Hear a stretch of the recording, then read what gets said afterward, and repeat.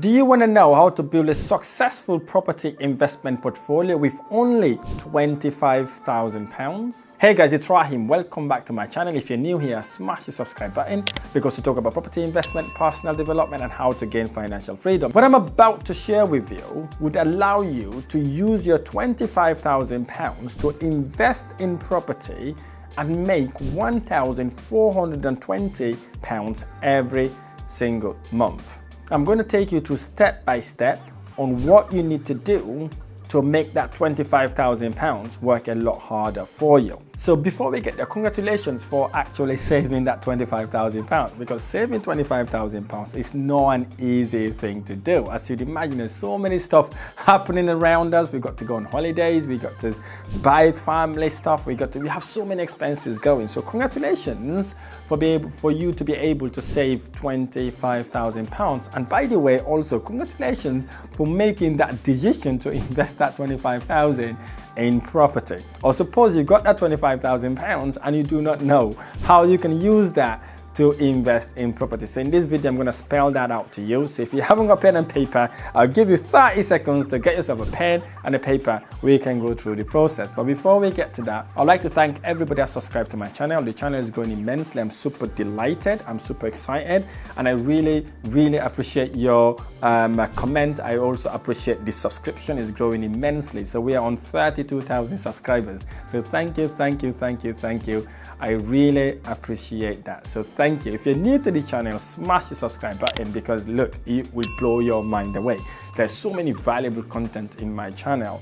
And by the way, I've also lined up lots of entrepreneurs, lots of influencers that I will be interviewing that will give you these ideas and skills to take you from where you are to where you want to be, especially if you want to be financially free. So you've got that £25,000. Instead of going on holiday, buying expensive cars, or maybe putting down a mortgage for a house that you want to live in, we're going to invest this £25,000 in buying investment properties. So now, £25,000 when it comes to property, it's not loads of money, but yet it will get you to where you want to be.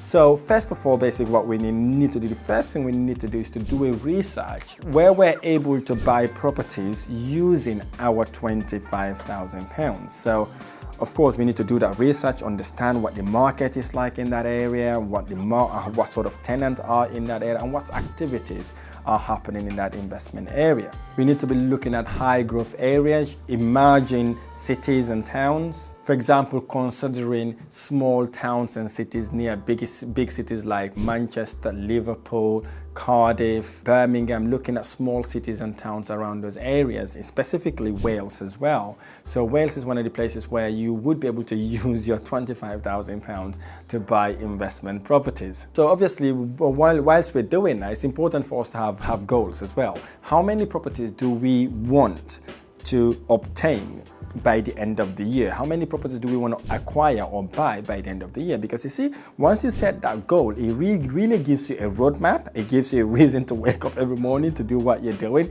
It also motivates you to get you to achieve what you set yourself to achieve. So goals is like a sat nav, because that sat nav gets you to where you want to go no matter what. Even there's so many roadblocks, right? Regardless what sort of roadblocks they are, the sat nav will get you to where you want to go, okay? You might go through side roads, alleyways, whatever that maybe it will get you to that destination. So that's what that goal sets you. But then obviously that roadmap is your why. Why are you actually going to where you're going to go? You have to have that burning why. Kind of wakes you up at 4 in the morning to and gives you all these goosebumps wanting to achieve so much success. And you have that worrisome inside you, because that's what gets you to wake up to actually invest in property or invest in whatever you want to do in life. But in this case, we're going to talk about property. So make sure you've got that goal. Be specific by what type of property you want, how many bedroom properties you want, and how many number of properties do you want by the end of the year. Write that down and back that up with a solid and massive why. Next, number 3, you want to now leverage on you. So we've got £25,000 as a deposit to buy a property. So we're going to look for a property where there are strong rental demand and also potential capital appreciation. So in essence, we want to look for properties that are below £100,000 because quite frankly, £25,000 would get us properties under £100,000 because obviously we would need some certain amount that we would use to buy that property. Suppose we then decide to invest in South Wales in a small town called Port Talbot. In Port Talbot, you are able to acquire properties around 60, 70,000 and so on. Let me now take you to the board and walk you through step by step on what we can do with that £25,000 to make £1,420 and be able to reinvest that money to build a £1 million property investment portfolio. Let's get to it. Suppose now we are in Port Talbot. We've secured a 3-bedroom mid-terrace house very close to the train station, very close to an amazing school. So we're able to secure that property. Say the property was on the market for about, let's say, £70,000. We were able to negotiate and buy that property for £60,000. So we buy that property at £60,000. So we've bought the property for £60,000, and let's say then we spend about £10,000 to renovate the house. That gives us an initial investment of £70,000. So that then takes whatever the bank loan us, all the money we have put in, plus the £10,000 obviously to renovate the property. So that then gives us this £70,000. Suppose then we have upgraded the property. We have a brand new kitchen, new bathroom, we've painted and decorated the house, we have changed the carpet, and the house looks absolutely amazing. So once you've done that, obviously you may have bought that property on a bridging loan as well, which is a short-term lending to allow you to fix the property so you can go to a normal lending. Let's say now on that same property, we've done that little work, and say now fast forward to about a couple of months or so, and that property was then revalued, fair market value. Let's say it was revalued at £90,000. So at £90,000, that's what they've revalued the property, and we know we've already invested £70,000. So if you take 70 from that 90, that gives us about £20,000 left over from our expenses. So obviously we had legal to have been paid for, we have our interest for the 75% the bank would have lent us. Let's estimate that to be about £8,000. So obviously we're going to take that £8,000 from that £20,000. That then leaves us with £12,000 left over. Okay? So that £12,000 is the benefit, is the equity we would have gained from doing that work, because we would have upgraded the property, would have added value by investing that £10,000 in that property. So obviously, because we are just starting out, we don't really want to go renting the property to a normal tenant, because we want to make quick money so we can expedite our investment journey. We will then use a strategy called serviced accommodation. So what is serviced accommodation? Serviced accommodation is the process by which an investor will obviously buy a property like this, renovate it, and rent it per night, as if it is a mini boutique type hotel without the on-site staff. You have your kitchen, you have your bathroom, you have all the cutlery someone would need to live in that property. In essence, you use the property as an Airbnb property. Most of us have used Airbnbs and we never thought about actually doing it ourselves. So because we want to make serious return on our investment, so we can go again and buy more houses, so what we will do, we will rent that property on a serviced accommodation basis.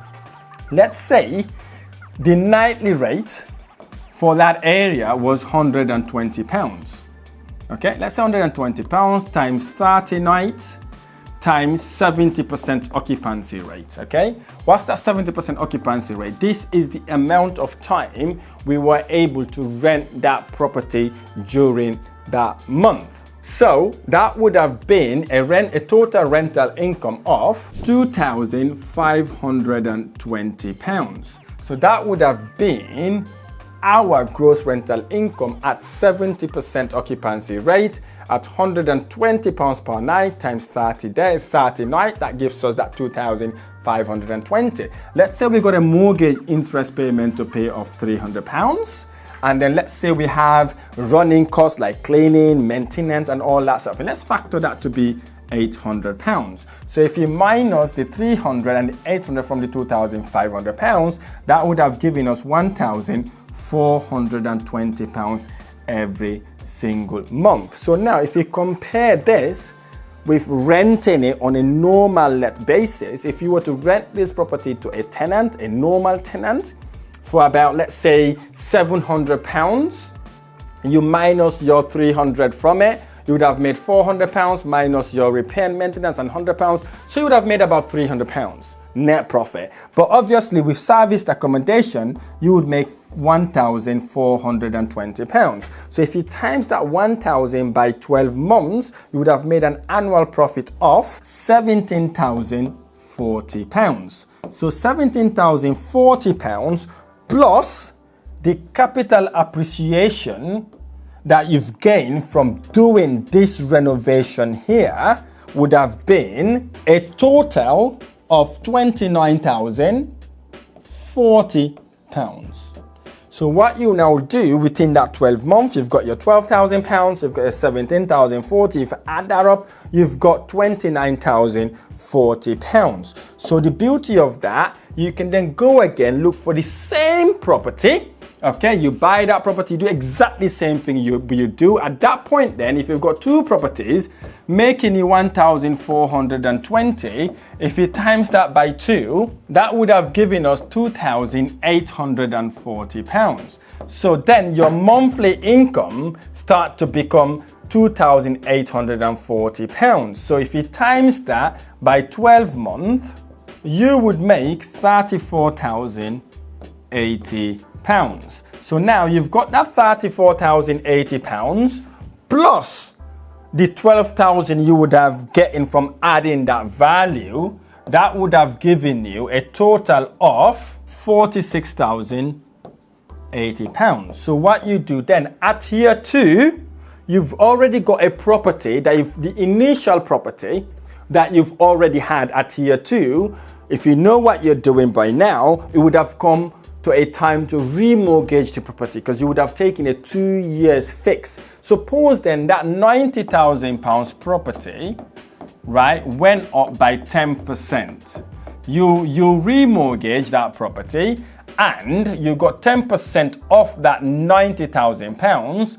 That would have been an additional income of £9,000. So if you add that £9,000 plus the £46,000, it would have given you, it'll give you £55,000.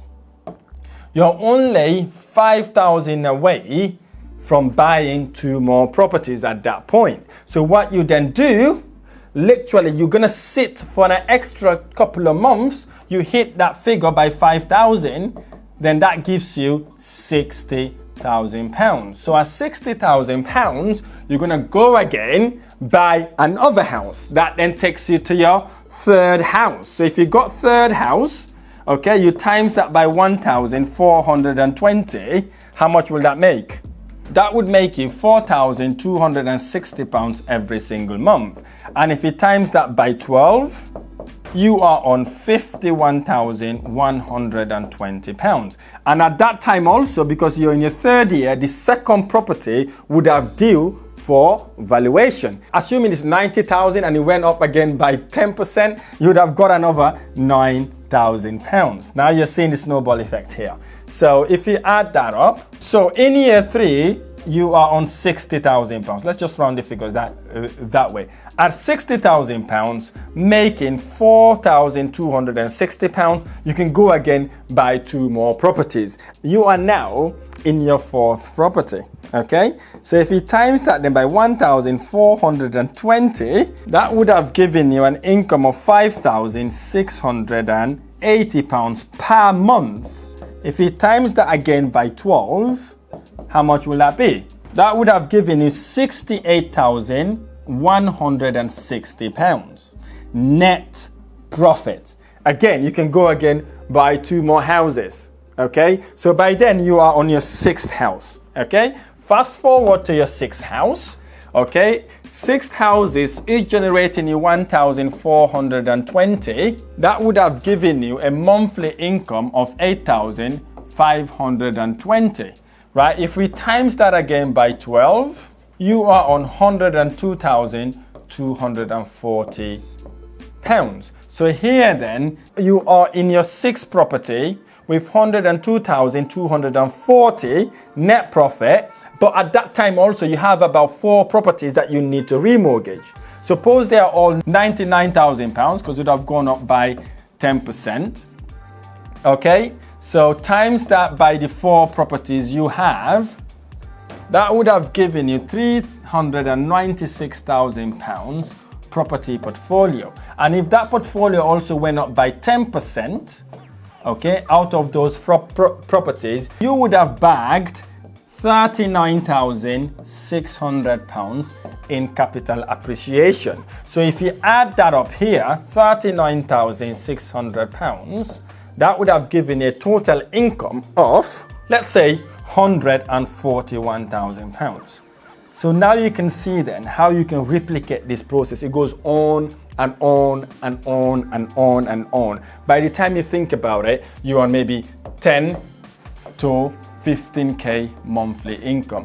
And by that time, you don't really need to work for anybody else in your entire life. So these are the ways you can take your £25,000 to make serious return on investment. So instead of buying an expensive car, going on holiday, or putting that money down to buy a property to live in, you can do this strategy to multiply or quadruple the 25,000, and then fast forward to 3, 4, 5 years time, you can go then and buy your own dream home because you are on £141,000 a year. So if this has fascinated you, motivated you, literally inspired you, and you want to learn how to do exactly what I've just indicated in this board, there's a link on the description below to book a free 30-minute consultations with one of my specialists to learn how we can help you replicate this process to make your £25,000 work a lot harder for you